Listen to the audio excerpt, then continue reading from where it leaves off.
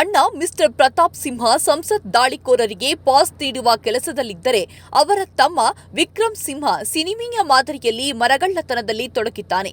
ಸಂಸದ ಪ್ರತಾಪ್ ಸಿಂಹನ ಸಹೋದರ ವಿಕ್ರಮ್ ಸಿಂಹ ಹಾಸನ ಜಿಲ್ಲೆಯ ಬೇಲೂರು ತಾಲೂಕಿನಲ್ಲಿ ಕೋಟ್ಯಾಂತರ ರೂಪಾಯಿ ಬೆಲೆ ಬಾಳುವ ಮರಗಳನ್ನು ಕಡಿದು ಸಾಗಾಟ ನಡೆಸಿರುವುದು ದಕ್ಷ ಅಧಿಕಾರಿಯಾದ ತಹಶೀಲ್ದಾರ್ ಮಮತಾ ಅವರ ಮೂಲಕ ಬೆಳಕಿಗೆ ಬಂದಿದೆ.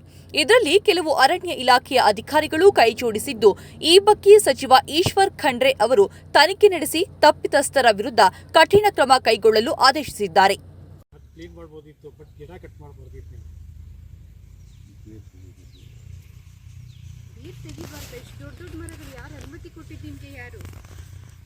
ಗೊತ್ತಿದೆ ನಿಮಗೆ ಯಾವ ಇಲಾಖೆಯಿಂದ ಅನುಮತಿ ತಗೋಬೇಕು ಅಂತ?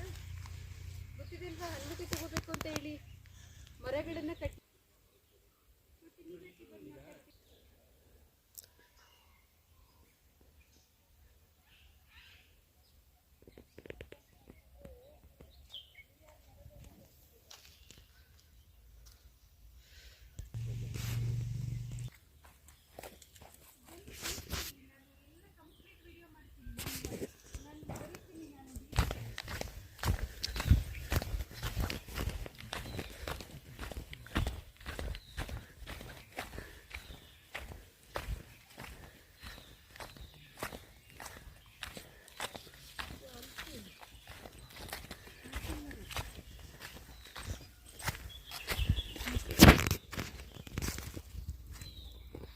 ಏನಮ್ಮ ನೀವೆಲ್ಲ ಈ ಕಡೆ ಬಂದೇ ಇಲ್ವಾ?